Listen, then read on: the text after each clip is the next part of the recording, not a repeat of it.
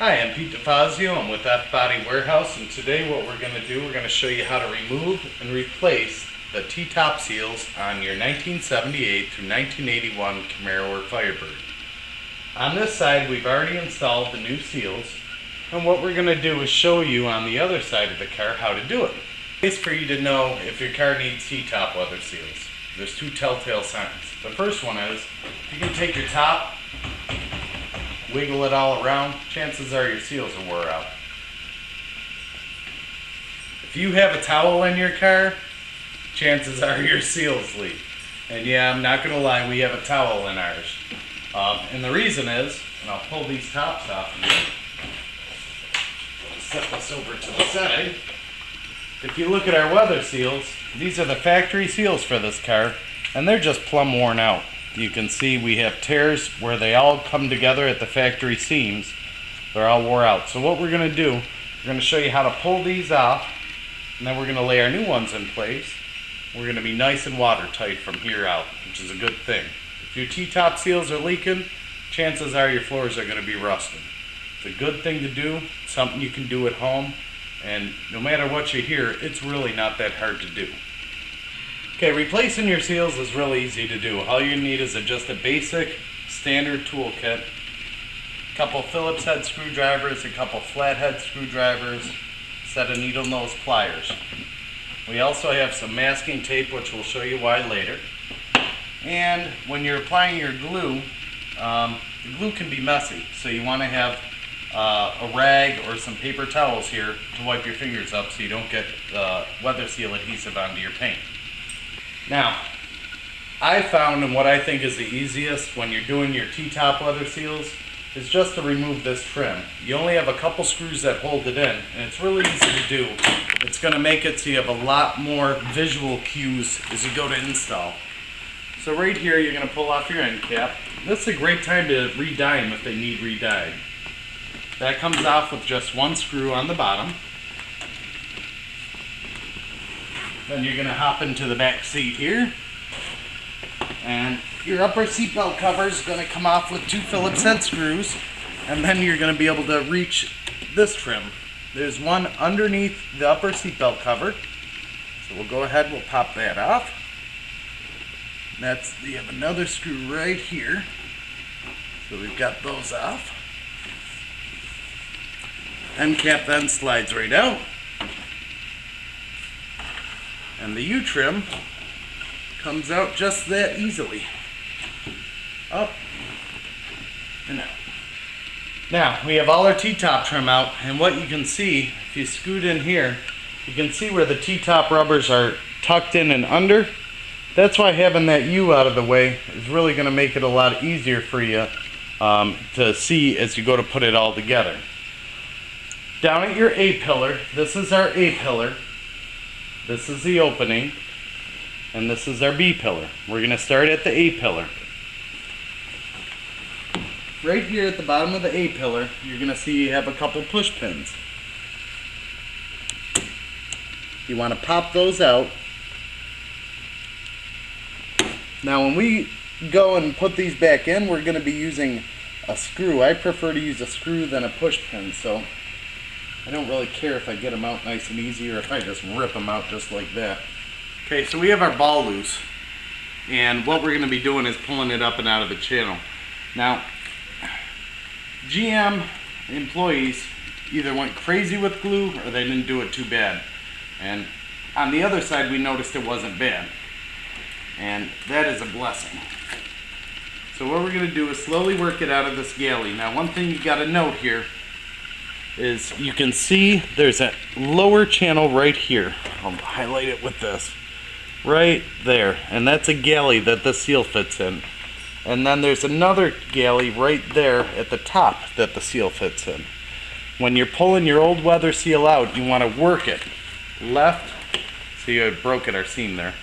But you want to work it left and then right. And what you're trying to do is get it out of the galley without leaving any left in there. And we got a tiny spot there, but you're going to work it up, roll it out of the galley with your finger, and then come up the other way, roll it out with your thumb. And you'll continue doing that all the way up the A-pillar. Now we run it out of the channel, and you can see now, this is a better view. Our weather seal ended up ripping. We had to dig this part out, but you see that channel right there? That's what snaps into the groove. And then on this side here, you can see once again it was trying to rip away. But you try to get that off as intact as you can. Now we're up to the ball here, and this is our A-pillar, so this is the A-pillar ball. When we go to install our seals, we're going to start right back here. We're going to rock it away, and you see where it was split on the factory seams. Now, something to look at right in here. You see we have a little rust right there, and then right here you also see the factory stuffed some tar in here to fill this little gap. So we'll put some tar back in there too.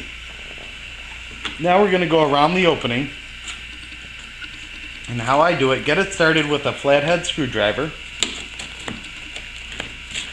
And once again, like I said, you're trying to get the whole seal out at once. You don't want to have to go back through and scrape it too much. So if you use a flathead screwdriver, it's going to help you along a little bit.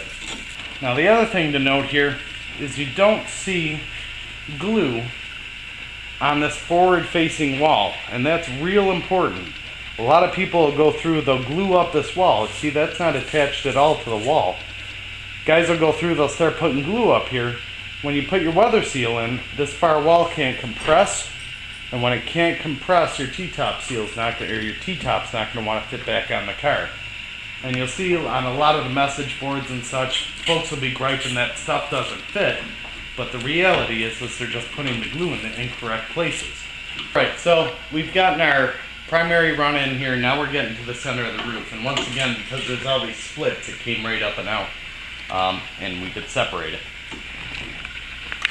See that bracket right there? And there's one Phillips head screw holding it, and you can see the outside of the seal is tucked underneath that. You got to make sure that you pull that up and out, and don't leave any of that behind there. And so what I'm doing, I'm just rolling and working it away with my fingers while applying pressure, pulling it out. If you do get any left underneath there, you're going to have to go back through, and it just ripped on me a little, so I'm going to have to go back through and pull it out. So we got our L piece out, and you can see there's that groove right there. That tucks in underneath this. Now this is held in by a Phillips head screw. These are available now, reproduction, and we do offer these. So I'm going to grab a Phillips head screwdriver, we'll take that out and scrape that out too. Now if you don't have these, or they're rusted on your car, you can buy these brand new in stainless steel from fbodywarehouse.com. We do offer them new. These are the factory ones, and as you can see, that is the GM piece. It's made of metal that wasn't painted, and they tended to rot away. Now this is a Southern car, so ours were intact. Okay, now we have that all cleaned out there. Okay. And the next thing we want to show you today are those little buggers. Those are the tabs that hold your T-top onto the car. We offer these also brand new, and these are going to be in a stainless steel, just like the factory. These were stainless also, so it won't rust on you. And this is that tab that your T-top slides into and holds it secure at the center of the car. Now, we're going to run all the way down this run to our other corner, and then we'll start again then once we get to that corner. You just want to remember, you're trying not to leave any of the seal in. You want to get all the rubber scraped out, like I'm doing here. And then don't leave anything in this galley right along here. I'm going to try to roll that out as much as I can. If I need to, I'll take that Phillips head screwdriver, pop this other secondary brace off. We call these weather seal retainers on the site. I'm just rolling away here.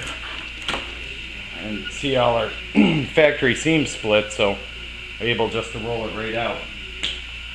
Now, if you look under there, nice and clean, we're good to go.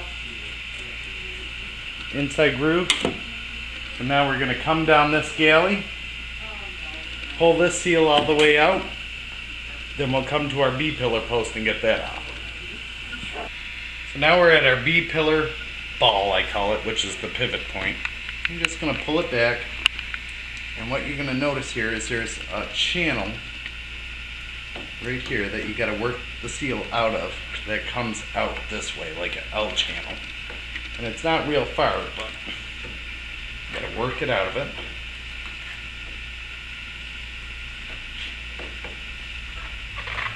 And then you're going to have a channel right here that runs along the B-pillar, so you have to work that out too. Once again, since our seal is all weather beaten, getting it out of here is not too awful tough, because it's going to split for us. Just like so. And once again, you see how I worked that out of there? You want to work that back out of there, because that channel's got to be clean. Same on the other side here. You just roll it out, and then we'll get down to our lower point. Now we're down to our bottom ball, and you can see there was actually water in that seal, in the core of it. And that's because the seams were all split, so water was actually getting down the channel and traveling and sitting down here down at the bottom. You're going to get your needle nose pliers, and then you're going to have two of those top tabs down here. So you're going to roll it up with your hands a little. And if you don't plan to reuse these, you can just pop them right off like that. And I just snip the head right off. Just like so. So now we have our seal totally out. And what we're going to do, we got to go back through here and clean this galley out. As you can see, it's dirty as all the jeepers. Now the second thing we need to do is we've got to pull the T-top weather seal, and this is a secondary seal, the one that mounts onto the T-top themselves. To do that, this is a Fisher single handle release. You're going to have a Phillips head screw that mounts onto the handle. We're going to get in here. We're going to loosen that up and pull the handle off the T-top. The screws that are on the top themselves, you're going to have a total of 4. 1, 2, 3, 4. We're just going to pull those off.